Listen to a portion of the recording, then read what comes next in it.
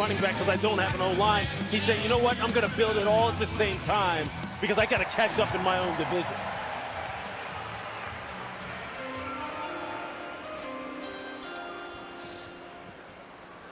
The Baltimore Ravens have traded the 136th pick to the Tennessee Titans.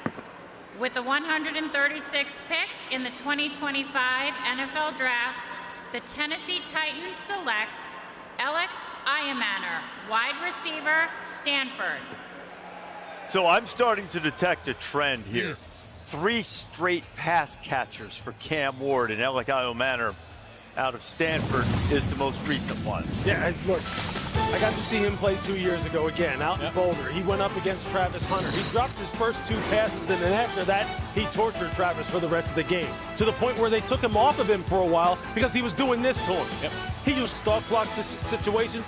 He'll embarrass you. And you're right. Cam Ward, they're trying to load up and give him some weapons on the outside. And I can tell you this, any wide receiver going down to Nashville to work with Cam Ward, you better be ready to be called out if you aren't ready to work. Because this dude is an alpha. Alec Ayamaner has all the skills, though, to get it done. Yeah, Reese, this is one of the 3 players that I highlighted at the beginning of our broadcast amongst my top available 6'2", 4.44 speed, perhaps the best combination of size and speed available amongst the pass catchers going into today. And Lewis, you were on the call for a couple of his games, as you referenced. I'm not sure any player had a better allotment of incredible one-handed dazzling catches. I think he's the best downfield separator in this class as well. Takes him a little time to get going. And Reese, this might be a note that is really just specific for you and I as guys who have spent a lot of our life in New England, but once a star at Deerfield Academy up there in Massachusetts. It's not a bad place. It's no Avon Old Farm School for boys, but you know, it's not bad.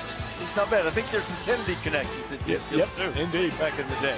All right, so the Seattle Seahawks were on the clock, but the Patriots just traded into this selection. It's the 35th pick in the 4th round.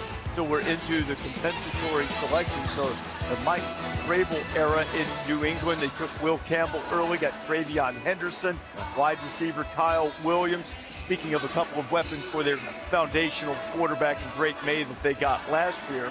And the most recent selection was Greg Woodson, the safety. So what do you think the Patriots are thinking here? Well, I think that we saw the first 2 days, excuse me, they're saying to themselves, young quarterback, didn't have a great year last year. Let's find a way to make life easier on Drake May. And then we started to get back into what Mike Vrabel is known for, of course, his defensive aptitude with Greg Woodson. So this feels like the opportunity for the Patriots to add a little bit more to that defensive side of the ball. Edge rusher got an opportunity to him, though. Same thing. Defensive tackle, edge. I mean, that's an opportunity, obviously, when you think about day 3 of the draft. We've seen teams try to gear towards helping their quarterback, but you can't do it all that way. You got to go to the opposite side of the ball. They went heavy offense early on. Now you had Woodson, who you like, Lou, coming out of Cal. Yeah, and look, I'll tell you this. Look, Mike is building the football team the same way Bill used to. Right down the middle. Right down the middle. Look at what he did in free agency when he got Milton Williams. Then he supplements him with Harold Landry. He signed Robert Spillane. You know, it's following a formula. Take care of the offensive line. This is team building 101. We'll see if all the players pan out the way you want them to, but it's team building 101. You know, those 2 skill guys they added on day 2, Reese, Travion Henderson and then Kyle Williams, allowed the Patriots to every so often just hit the easy button on offense, right? They had to earn every yard and every point last season. Sometimes, even if you don't draw it up perfectly, if you can just get an explosive play, it takes so much of the pressure off of your young quarterback. And also your defense on occasion as well, who felt like last year they had to really keep this team in games if they were going to find their way to 4 wins. But this Patriots team has been incredibly aggressive this offseason in every facet. The key is the offensive line. When you look at that group up front, Garrett Bradbury had some struggles at Minnesota with the Vikings. He's got to get better, former first-round pick. And Morgan Moses got to stay healthy. He's a veteran, but durability has been an issue with him. So that offensive line, still a little iffy, and we'll see how Will Campbell settles in at that left tackle spot. He's got to be the blindside protector, and he's got to be a big-time player. Pick him at 4. I know the arm length we talked about, but he's a key entity. Drake May, it's all about Drake, and you saw what they did. Kyle Williams, to me, is going to be a go-to guy, Lou. Get the ball in his hands. That guy is a lightning fast. He is tremendous with the ball in his hands, and he's a competitive receiver. He can make the tough catch in traffic. I love Kyle Williams. I got him in the 3rd round out of Washington State wide receiver. Let's go to Brazil for the pick. Hello, everyone. I'm Léo Ortiz, defender for Flamengo and the Brazil national soccer team, proudly representing Pets Nation from the beautiful city of Rio de Janeiro in Brazil. And with the 137th pick, the New England Patriots select Joshua Farmer, defensive tackle, Florida State. Go Pats!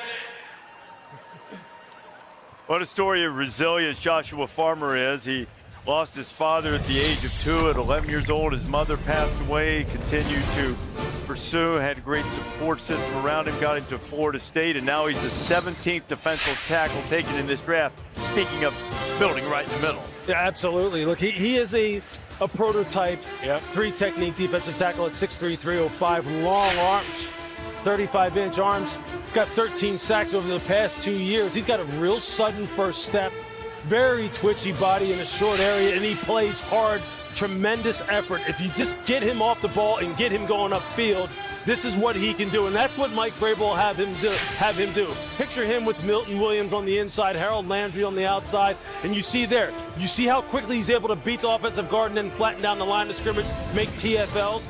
This is a nice value pick, a guy with a nice body type, long arms, twitchy body. That's what you're looking for. Other than Shedeur Sanders, this is the highest rated player remaining on my board at 73rd overall was Joshua Farmer, the kind of guy that the flashes were just outstanding.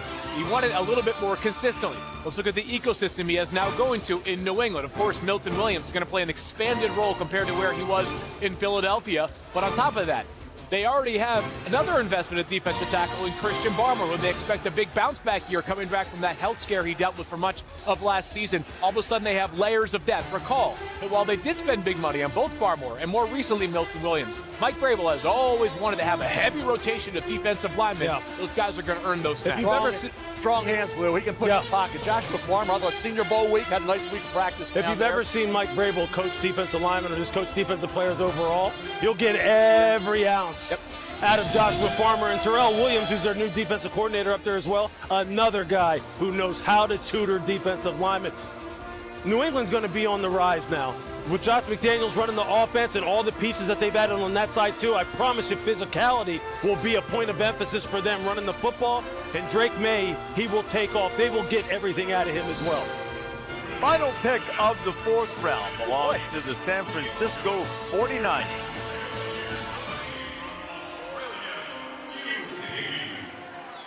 Hello, Green Bay.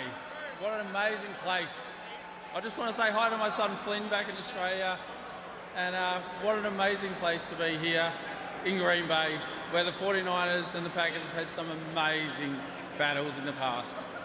And with the 138th pick in the 2025 NFL Draft, the San Francisco 49ers select Jordan Watkins, wide receiver, Mississippi. Go Niners! Yeah! Jordan Watkins was one of the favorite targets of Jackson Dart. He had 9 touchdown catches, tied for the most in the Southeastern Conference, and step up his game after Trey Harris was hurt later on in the season for the Rebels. I was at that game at the University of Arkansas with concepts that the Niners love, option routes, good field game performance that I studied. You know, Reese, I mean, that's something that Lane Kiffin would tell you down there when Trey got hurt. He really did.